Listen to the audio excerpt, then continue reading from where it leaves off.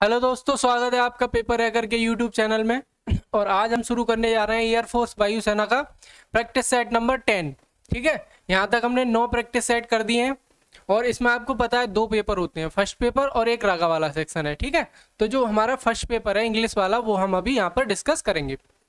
ठीक है, हम लोग अभी कितने प्रैक्टिस सेट कर चुके हैं? 9 प्रैक्टिस सेट कंप्लीट कर चुके हैं। ठीक है, इंग्लिश वाला पोर्शन भी और रागा वाला पोर्शन भी, दोनों के 30 प्रैक्टिस सेट हम लोग जो है इसमें करने वाले हैं। 30 प्रैक्टिस सेट की सीरीज अगर ये आपको डाउनलोड करनी है तो आप जो है paperhacker.in पर जाकर डाउनलोड कर सकते हैं। ठीक है, तो यहाँ पर शुरू करते हैं। पहला प्रैक्टिस सेट जो है हमारा प्रैक्टिस सेट नंबर 10 जो है, ये क्या कह रहा है? देखो, इसमें आपको प्रैक्टिस सेट नंबर जो फर्स्ट है, पेपर फर्स्ट जो है इंग्लिश वाला, इसमें क्या दिया हुआ होता है? इंग्लिश के लगभग इसमें पूरे 20 प्रश्न पूछे जाते हैं आपसे। ठीक है, तो इंग्लिश के 20 प्रश्न में आपको सबसे पहले पैराग्राफ दिया हुआ होता है। उस पैराग्राफ से आपसे कुछ क्वेश्चन पूछे जाते हैं। सबसे पहले हम क्या कर रहे हैं, क्वेश्चनों को पढ़ लेते हैं, क्या पूछा गया हमसे। देखो, द बियर्डेड मैन बाज, वो कह रहा है द बियर्डेड मैन बाज। बियर्डेड एक कोई आदमी था जिसकी दाढ़ी थी, वो कौन था ये वो पूछना चाह रहा है। ठीक है, और सेकंड क्वेश्चन है the king washed and dressed the bound the, ये बाउंड है यहाँ पर। ठीक है, वुड को हटा के एंड ही कर देंगे। ठीक है, bound because he wanted to. ठीक है, तो उन जो किंग था उसने washed and dressed the bound, घाव को साफ किया, और जो है उसने किंग ने राजा ने, ये लिखा है राजा ने बाउंड को साफ किया और उसे जो है बेल्ट ड्रेस्ड, उस पर पट्टी बांधी। ठीक है, बिकॉज ही वांटेड टू, वह क्या चाहता था? वो जो राजा था उसने पट्टी बांधी थी, किसी के घाव को साफ किया था, पट्टी बांधी थी, क्यों किया ये सब? ठीक है, ये वो पूछना चाह रहा है। तो यहाँ पे हमें बताना है कि ये क्यों किया। तो इसमें देखेंगे हम पैराग्राफ में, वो हमें पता चलेगा कि इसने क्यों किया था। ठीक है, नेक्स्ट प्रश्न वो पूछ रहा है कि the bearded man asked for the Kings forgiveness because, यानी कि इसमें पूछ रहा है जो बियर्डेड मैन है उसने राजा से माफी क्यों मांगी थी। ठीक है, तो यहाँ पर इन चारों ऑप्शन में से आपको क्या बताना है, उसने क्यों माफी मांगी थी। 3 प्रश्न हमारे कंप्लीट हो चुके हैं। चौथा प्रश्न क्या कह रहा है, the bearded man sure revenge on the king because, यानी कि उसने क्या किया था, कसम खाई थी। रिवेंज मतलब बदला लेने की, किंग्स से मतलब राजा से बदला लेने की कसम किसने खाई थी? बियर्डेड मैन ने। तो आपको बताना है वो क्यों खाई थी। ठीक है, क्यों इसने कसम खाई थी। तो हम चलते हैं पैराग्राफ की तरफ अब सीधे। पैराग्राफ हमारा क्या कह रहा है, देखो पैराग्राफ हमारा कह रहा है the king turn round and saw a bearded man running towards them. राजा ने क्या देखा? एक बियर्डेड मैन देखा रनिंग टुवर्ड्स देम। ठीक है, यानी कि एक दाढ़ी वाला आदमी देखा उनकी तरफ आते हुए। हिज हैंड वर प्रेस्ड अगेंस्ट हिज स्टोमच, उसका हाथ कहाँ पर था? उसके पेट पर था। ठीक है, उसके पेट पर रखा हुआ था। From which blood was flowing, जहां से क्या हो रहा था? ब्लड निकल रहा था लगातार। ठीक है, when he reached the king he fainted and fell to the ground. ठीक है, जैसे ही वो राजा के पास पहुंचा भी वह क्या हो गया? मूर्छित हो गया और गिर गया ग्राउंड पर। ठीक है, यहां तक हो गया। ठीक है, एक बियर्डेड मैन था कोई, वो राजा के पास आया भागता हुआ, और उसके क्या पेट पर चोट लगी हुई थी, और वो जैसे ही राजा के पास आया वो मूर्छित होकर गिर पड़ा। अब यहाँ पर आगे पढ़ते हैं, the king and the hermit, और एक साधु था किंग के साथ में, राजा के साथ में एक साधु थे। वो क्या है? Remove the men's clothing and found a large wound in his stomach, उन्होंने जो है बियर्डेड मैन था उसके कपड़े उतारे, और उसमें क्या है? उन्हें एक घाव मिला उसके पेट पर। ठीक है, उसके पेट पर एक घाव मिला। The king washed and covered it with his handkerchief but the blood would not stop flowing, जो राजा था उसने क्या किया? उसको रूमाल से ढक दिया। ठीक है, और रूमाल से कवर्ड कर दिया, बट जब ब्लड जो था वो नहीं रुक रहा था। तो क्या किया राजा ने? The king redressed bound until at last the bleeding stop, और राजा ने क्या है? उसे लगातार पहुंचते रहे जब तक कि ब्लीडिंग उसकी रुक नहीं गई थी। ठीक है, उसका जब तक ब्लड नहीं रुका तब तक राजा उसे लगातार साफ करते रहे। ठीक है, the man felt better and asked for something to drink, जो आदमी था उसने क्या है? उसे अच्छा महसूस हुआ और उसने कुछ पीने के लिए मांगा। तो वो कह रहे हैं कि the king brought fresh water and gave it to him. राजा जो है फ्रेश वाटर लाया और उसे दे दिया. Then the king with the hermit's help carried the wounded man into the hut and laid him on the bed. वो क्या उसको अंदर ले गए कुटिया के अंदर और उसे लेटा दिया, ठीक है, बेड पर. The king tired by his walk and the work. जो राजा था वो भी थका हुआ था अपने काम के कारण, तो he had done lay down on the floor and slept through the night. वो क्या हुआ, सो गया, पूरी रात के लिए सो गया. वो कहाँ पर जो है फ्लोर पर ही वो सो गया, ठीक है, जमीन पर ही वो सो गया. व्हेन ही अवॉक, जब वह उठा, it was several minute before, उसने कुछ मिनट पहले, ठीक है, बिफोर ही कुड रिमेंबर, उससे याद आया, वेयर ही वाज, वह कहाँ है, और who the strange weirded man laying on the bed was. तो उसे जैसे ही वो उठा उसे याद आया कि वह कहाँ पर है और उसका जो स्ट्रेंज मैन है, जो अपरिचित व्यक्ति था, वो कौन है, ठीक है. तो forgive me said the bearded man in a week voice, यानी कि उसने क्या कहा, जो बियर्डेड यानी कि जो दाढ़ी वाला आदमी था, उसने क्या कहा, फॉरगिव मी, मुझे माफ कर दो, ठीक है. यू डू नॉट नो मी, वो कह रहा है कि आप मुझे नहीं जानते, बट लेकिन आई नो यू, लेकिन मैं तुम्हें जानता हूँ. तो I am that enemy of yours who sure revenge on you, यानी कि मैं आपके उन शत्रुओं में से हूँ जिन्होंने आपसे बदला लेने की कसम खाई है, ठीक है. Because you put my brother to death and seized my property, ठीक है. इसमें आपका पहले प्रश्न का आंसर मिल गया कि उसने क्यों कसम खाई थी, ये वाला वो पूछना चाह रहा था. तो यहाँ पर जो आंसर हो जाएगा, because you put my brother, उन्होंने, राजा ने क्या है, उनके भाई को डेथ, मतलब put my brother to death, यानी कि उनके भाई को मार दिया, और सीज्ड माई प्रॉपर्टी, और मेरी प्रॉपर्टी को क्या कर लिया, जब्त कर लिया, ठीक है. I knew you had gone alone to see that hermit, ठीक है, मैं जानता था कि आप जाएंगे अकेले, टू सी द हर्मिट, यानी कि साधु के पास. And I made up my mind to kill you on your way home, और मैंने क्या बना लिया, मन बना लिया आपको वापस आते हुए मारने का, ठीक है. But the day past and you did not return, लेकिन जब दिन गुजर गया और आप वापस नहीं आए, so I left my hiding place, तो मैंने क्या किया, अपना जो छिपने का स्थान था वो छोड़ दिया. And I came upon your bodyguard, और मैं आपके बॉडीगार्ड के पास मतलब आ गया, ठीक है. हु रिकॉग्नाइज्ड मी, उसने मुझे पहचान लिया. एंड वाउंडेड मी, और उसने मुझे घायल कर दिया. आई एस्केप्ड फ्रॉम हिम, मैं उससे बच गया. But I should have died if you had not dressed my wound, और मैं मर जाता अगर आप क्या नहीं करते, मेरे जो है घाव को मरहम नहीं लगाते. I wish to kill you, मैंने आपको मारना चाहा. And you have saved my life, लेकिन आपने मैं क्या किया, मेरी जान बचाई. Now if I live and if you wish it, अगर मैं जीऊँ तो आप, ये वो कह रहा है कि इफ़ आई लिव, यानी कि अगर, अब क्या है, अब इफ़ आई लिव, अगर मैं जिया, ठीक है, तो आई विल, मेरी इच्छा है. इफ़ यू विश इट, अगर आप चाहें तो. आई विल सर्व यू, मैं आपकी सेवा करना चाहूँगा. As your most faithful servant, आपके एक बहुत ही वफादार सेवक के रूप में. And will order my sons to do the same, और ऑर्डर दूंगा या आज्ञा दूंगा अपने बच्चों को भी ऐसा करने की, ठीक है. फॉरगिव मी, मुझे माफ़ करो. The king was very glad to have made peace with his enemy, यानी कि किंग जो था, राजा था, वो बहुत खुश हुआ अपने एनिमी के साथ में, इस तरीके से बड़ी आसानी से जो है समझौता होने के लिए. And to have gained him for a friend, और उसे अपने एक दोस्त के रूप में पाकर. तो अब हम देख लेते हैं हमारे प्रश्न क्या कह रहे हैं. देखो, पहला प्रश्न कह रहा है द बियर्डेड मैन बाज, वो कौन था बियर्डेड मैन, एक साधु था, एक किंग का एनिमी था, या किंग का बॉडीगार्ड था, या किंग का सर्वेंट था.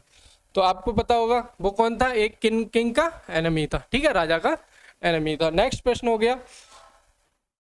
नेक्स्ट आपका प्रश्न क्या कह रहा था, king washed and dressed bound है यहाँ पर, ठीक है, बिकॉज ही वांटेड टू, वह क्या चाहता था, make peace with the bearded man.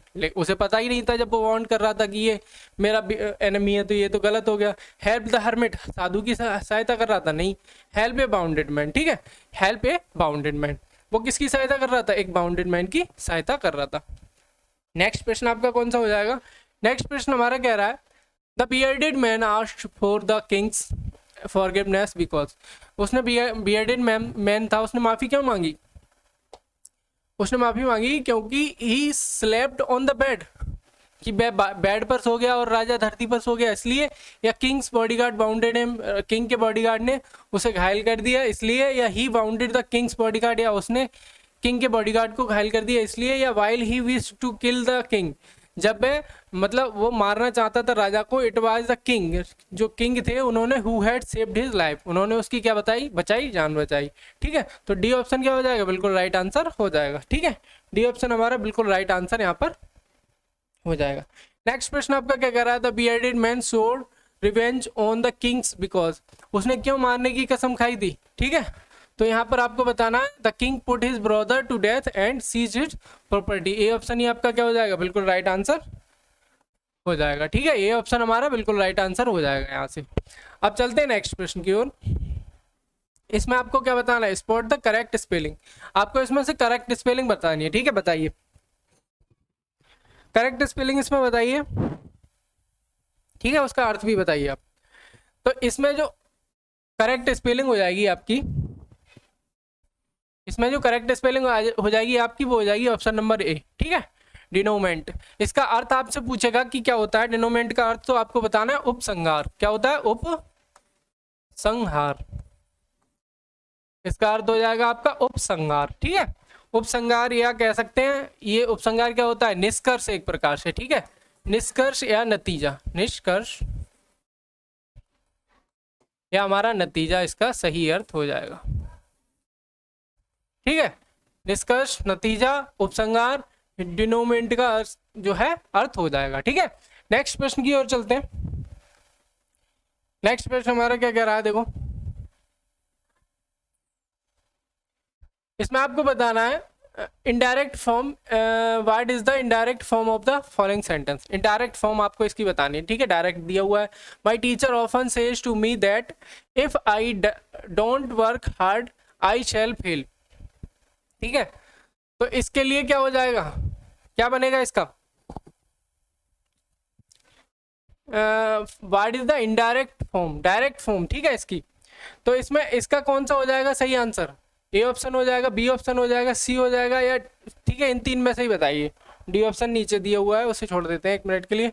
तो इसमें हो जाएगा, देखो my teacher often says to me, इसमें है my teacher often says to me comma inverted comma start हो जाएगा, यहाँ तक तो ठीक है। इसमें टेल्स आया है, ठीक है, इसमें ऑफन सेज, तो इसमें जो सही जो हो जाएगा वो कौन सा हो जाएगा, ऑफन सेज टू मी। ये भी नहीं होगा, एक मिनट देख लेते हैं आगे क्या लिखा है, if you don't work hard you will fail. ठीक है, आई की जगह क्या हो जाएगा, यू हो जाएगा, तो यहां तक तो ठीक है। दैट की जगह कॉमा इन्वर्टेड कॉमा स्टार्ट। ठीक है, इफ आई का हो जाएगा यू। ठीक है, यू के बाद आएगा डोंट वर्क हार्ड। ठीक है, यू डोंट वर्क हार्ड, यहाँ पर आई का फिर से यू हो जाएगा, यू सेल का विल हो जाएगा फेल्ड, यानी कि ये ऑप्शन आपका बिल्कुल सही हो जाएगा। ठीक है, ये ऑप्शन हमारा बिल्कुल सही यहाँ से हो जाएगा। नेक्स्ट प्रश्न की ओर चलते हैं।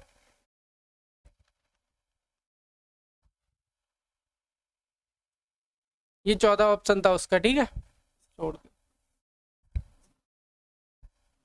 Find out the correct spelling, find out the correct spelling, इसमें से आपको करेक्ट स्पेलिंग बतानी है एलेक्सियर की। ठीक है, एलेक्सियर की क्या बतानी है, इसमें करेक्ट स्पेलिंग आपको बतानी है।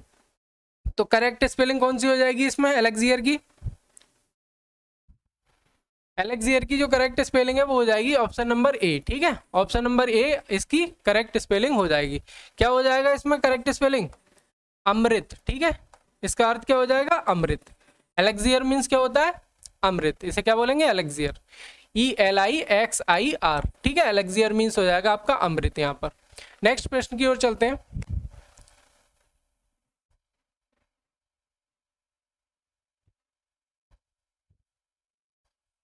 नेक्स्ट प्रश्न आपका क्या कह रहा है, better solution can still a work out. ठीक है, यहाँ पर आपको बताना है, यहाँ पर हमें बताना है कि क्या ऑप्शन सही आएगा। ठीक है, यहाँ पर मच आएगा, मोर आएगा, सॉरी मोर आएगा, दा आएगा, ए आएगा या सच आएगा। यहाँ पर आपको बताना है कि मोर आएगा, दा आएगा, ए आएगा या सच आएगा। ठीक है, यहाँ पर बताइए क्या आएगा, क्या आएगा यहाँ पर,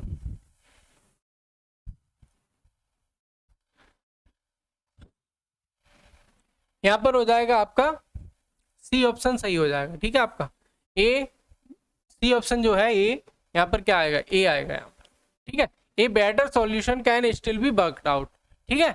एक बेहतर सॉल्यूशन यहाँ पर अभी कार्य कर सकता है, ठीक है। तो यहाँ पर ए बेटर सॉल्यूशन आएगा, ठीक है। नेक्स्ट प्रश्न की ओर चलते हैं।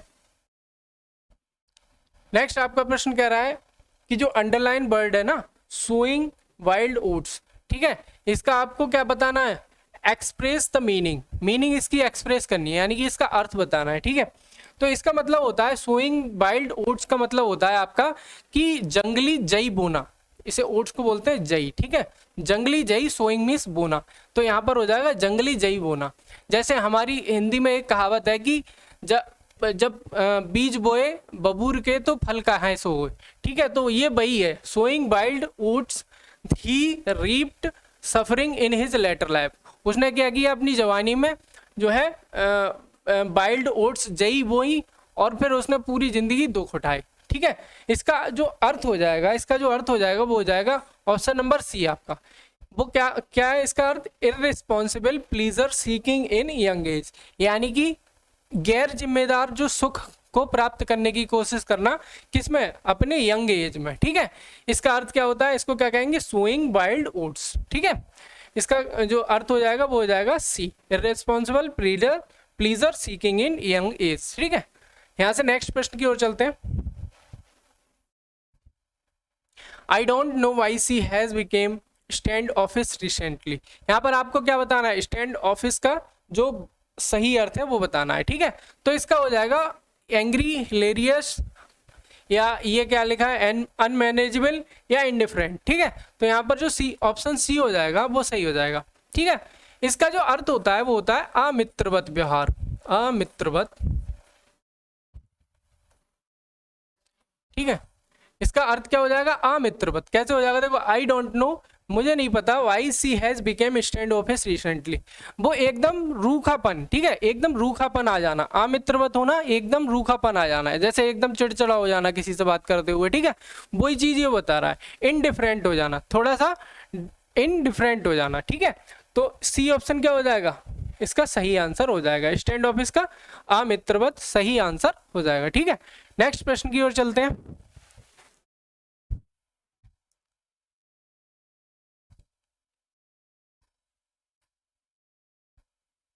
हाँ, तो नेक्स्ट क्वेश्चन अपना क्या कह रहा है, नेक्स्ट प्रश्न हमारा क्या कह रहा है, in the following question out of the 4 alternatives, इसमें से हमें क्या बताना है, which can be substitute for the given word, ठीक है। इसका अर्थ आपको बताना है, ठीक है। रेडी टू बिलीव एनीथिंग, इसमें क्या दिया हुआ है, रेडी टू बिलीव एनीथिंग हमें दिया हुआ है। तो इसका जो अर्थ हो जाएगा वो हमें बताना है, क्रेडिएबल होता है, इनक्रेडिएबल होता है, क्रेडुलस या इनक्रेडुलस होता है, ठीक है। तो यहाँ पर जो सही आंसर हो जाएगा वो हो जाएगा क्रेडुलस, ठीक है। यहाँ पर कौन सा सही आंसर हो जाएगा आपका, क्रेडुलस बिल्कुल सही आंसर यहाँ पर हो जाएगा। रेडी टू बिलीव एनीथिंग, इसका अर्थ हो जाएगा क्रेडुलस। ये क्रेडिबल का क्या अर्थ होता है, विश्वसनीय, ठीक है। क्रेडिबल का अर्थ क्या होता है, विश्वसनीय, विश्वसनीय, इसका अर्थ होता है विश्वसनीय, और वैसे ही इसका अर्थ हो जाएगा अविश्वसनीय, ठीक है। अविश्वसनीय इसका अर्थ हो जाएगा। और यहाँ पर क्रेडुलस का हो जाएगा जो बहुत जल्दी क्या हो जाता है, किसी में भी विश्वास करता है। और इनक्रेडुलस का अर्थ क्या हो जाएगा, बहुत जल्दी विश्वास न करने वाला, जो रेडी रहे विश्वास करने के लिए किसी में भी, उसे क्या कहेंगे, क्रेडुलस, और जो रेडी ना रहे उन्हें उसे इनक्रेडुलस। यहाँ तक आपके सही हो गए, 11th क्वेश्चन हो गया आपका कंप्लीट। नेक्स्ट प्रश्न की ओर चलते हैं। नेक्स्ट प्रश्न हमारा क्या कह रहा है, इसमें से आपको एक्टिव वॉइस आपको बताना है इसका, ठीक है। पैसिव वॉइस आपको दिया हुआ है, क्या दिया है, क्या कह रहा है, best express the given sentence in the passive अथवा एक्टिव वॉइस, यानी कि आपको एक्टिव या पैसिव दिया हुआ होगा, उसका आपको क्या बताना है, जो है वॉइस चेंज करके आपको बताना है, ठीक है। तो यहाँ पर क्या दिया हुआ है, the people elected him mayor, the people elected him mayor, ठीक है।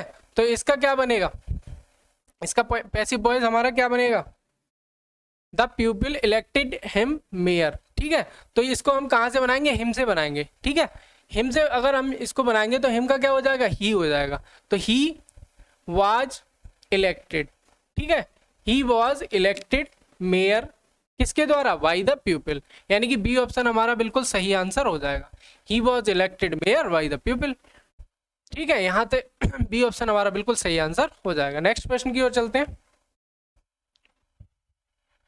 डोंट लाफ एट मी, इसका बताइए क्या हो जाएगा? डोंट लाफ एट मी, इसका पैसिव वॉइस क्या हो जाएगा? Don't laugh at me.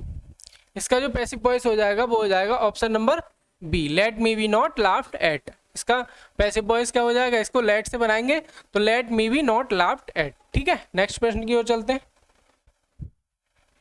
Next आपका प्रश्न क्या कह रहा है?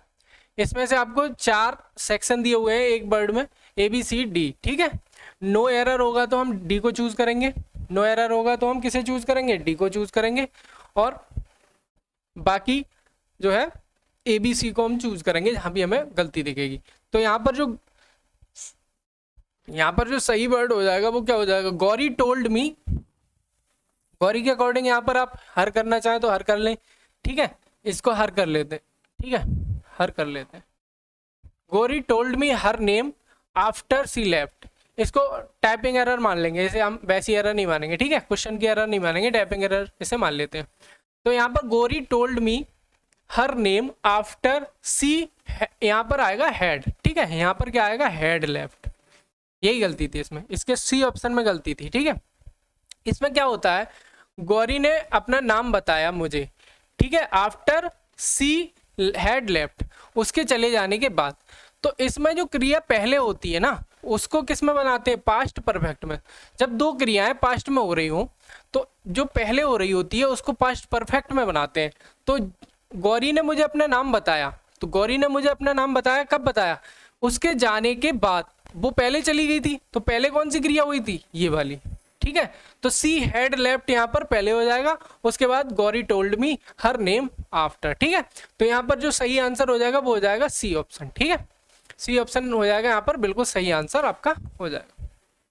नेक्स्ट आपका प्रश्न है 15वां, John would have told you the truth if you had asked him no error. ठीक है, तो यहाँ पर जो सही आंसर हो जाएगा इसका, इसमें क्या है? डी ऑप्शन आपका बिल्कुल सही आंसर हो जाएगा। इसमें कोई भी एरर आपकी नहीं है, इसमें कोई भी एरर आपकी यहाँ पर नहीं है। नेक्स्ट प्रश्न हमारा क्या कह रहा है? देखो, ये PQRS वाला क्वेश्चन आपका आ गया। PQRS वाला आपका क्वेश्चन दिया हुआ है।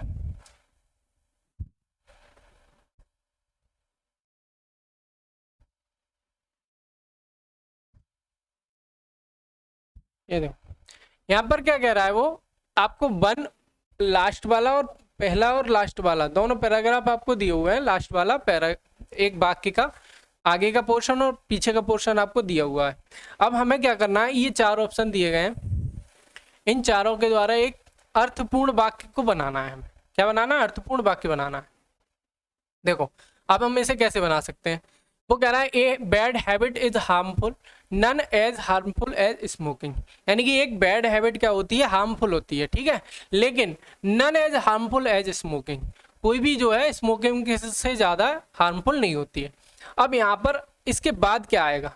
इसके बाद आएगा क्या? But habit is second nature, ये वाला तो बन नहीं रहा है। दूसरा पढ़ लेते हैं, beside being expensive smoking does injury to one's health, ये आ सकता है। ठीक है, ये आ सकता है यहाँ पर, तो हमारा क्यों आ सकता है यहाँ पर।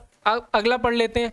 आर कह रहा है in the long run he may get something worse lung cancer, यानी कि अगर इसके बाद मैं इसको लगाऊं तो सही अर्थ बन रहा है, क्योंकि देखो a bad habit is harmful none as harmful as smoking beside being expensive, यानी कि ये महंगा होने के साथ साथ smoking does injury to one's health, smoking क्या करती है? हमारी हेल्थ को भी नुकसान पहुंचाती है। In the long run he may get something worse lung cancer, और वो लंबे समय में क्या होता है? एक लंग कैंसर भी इससे हो सकता है। ठीक है, तो यहां तक हमारा क्या हो गया? क्यू आ गया, उसके बाद हम आर रख सकते हैं, क्यू के बाद आर रख सकते हैं।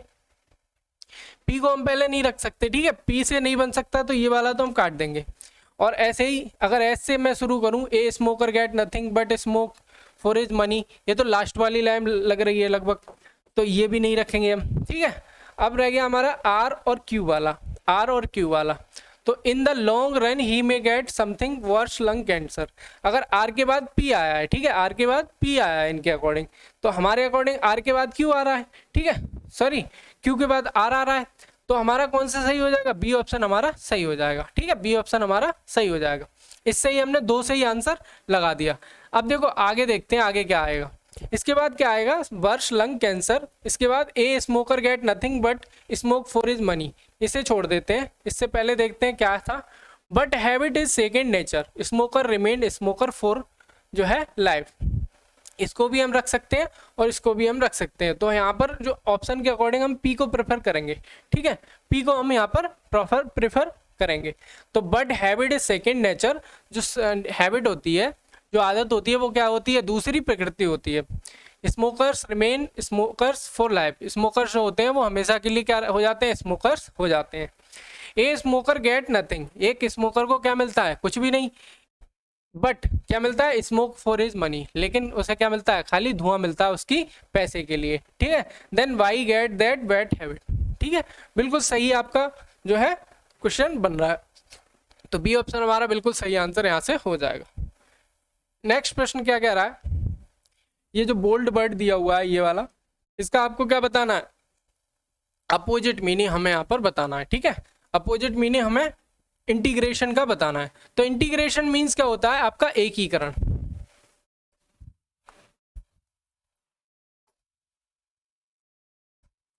इंटीग्रेशन मीन्स क्या हो गया, आपका एकीकरण हो गया।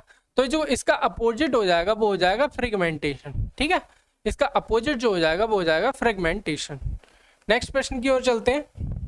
ये क्या कह रहा है, करेक्टली स्पेल्ड वर्ड आपको यहाँ से बताना है, करेक्टली स्पेल्ड वर्ड। तो यहाँ पर जो करेक्टली स्पेल्ड वर्ड हो जाएगा वो क्या हो जाएगा, इंटायरिटी हो जाएगा, ग्रेट, ये क्या ग्रेसियस या कंटेस्टेंट या डिशन। ठीक है, तो इसका जो सही अर्थ हो जाएगा वो हो जाएगा सी ऑप्शन आपका। दिख रहा है, ये थोड़ा बड़ा कर लेते हैं। सही ऑप्शन इसका क्या हो जाएगा, इसका ऑप्शन नंबर सी क्या हो जाएगा, बिल्कुल राइट आंसर यहाँ पर हो जाएगा। सी ऑप्शन इसका बिल्कुल राइट आंसर यहाँ पर हो जाएगा। ठीक है, डिशन इसका मतलब होता है पहचानना, इसका अर्थ क्या होता है, पहचानना।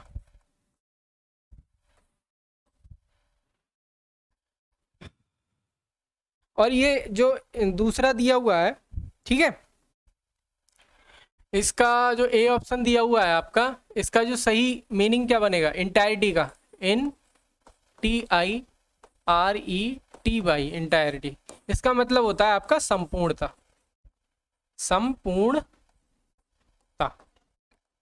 इसका मतलब क्या हो जाएगा, संपूर्णता। ठीक है, इसका मतलब आपको हो जाएगा, और अगर इसमें मैं ए लगा दूंगा कंटेस्टेंट, ठीक है, इसका मतलब हो जाएगा प्रतिभागी।